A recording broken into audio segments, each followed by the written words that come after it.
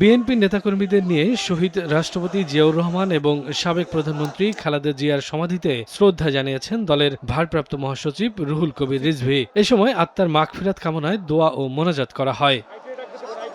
পরে গণমাধ্যমে ভারপ্রাপ্ত মহাসচিব বলেন, সারা দেশে দলের নাম ভাঙিয়ে চলা লোকদের বিরুদ্ধে নেওয়া হবে কঠোর ব্যবস্থা।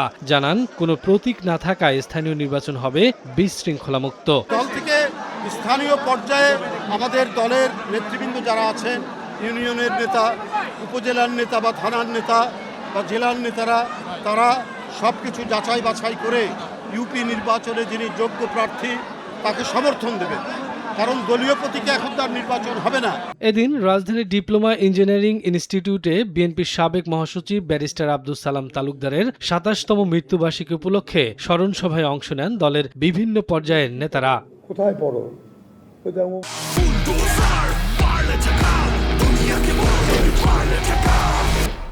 এতে অংশ নিয়ে বিএনপির স্থায়ী কমিটির সদস্যরা বলেন, দলের মধ্যেই ষড়যন্ত্রকারীদের বিরুদ্ধে সতর্ক থাকতে হবে। বেশ কিছু ভালো কাজ শুরু করা হয়েছে, এর ফল যে পর্যন্ত না পাওয়া যাবে বোঝা যাবে না যে কত যুগান্তকারী এসব কাজ। এই কাজগুলি সম্পাদনের জন্য যে শান্তিপূর্ণ অবস্থা দরকার, আমরা বুঝতে পারতেছি যে সেই সময় বিরোধী দল হয়তো দিতে চাইবে না। নেতাদের মধ্যে দ্বন্দ্ব সৃষ্টি করে ষড়যন্ত্র চলছে, হয়তো দৃশ্যমান হচ্ছে না, ধীরে ধীরে শক্তি সঞ্চয় করছে। এটাকে মোকাবেলা করতে হলে যারা সরকারে আছেন থাকুক, তারা রাষ্ট্র পরিচালনা করুক, তারা প্রধানমন্ত্রীকে সঠিকভাবে সহযোগিতা করুক, আখের পিছনের কথা চিন্তা না করুক।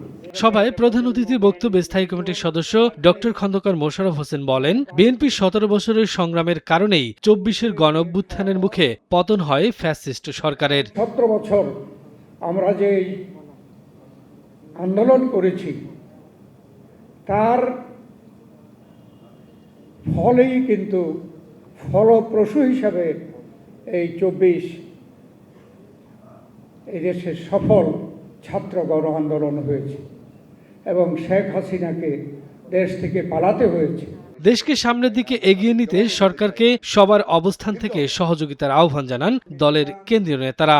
আমি দেখেছি। শফিকুজ্জামান রুবেল, সময় সংবাদ, ঢাকা।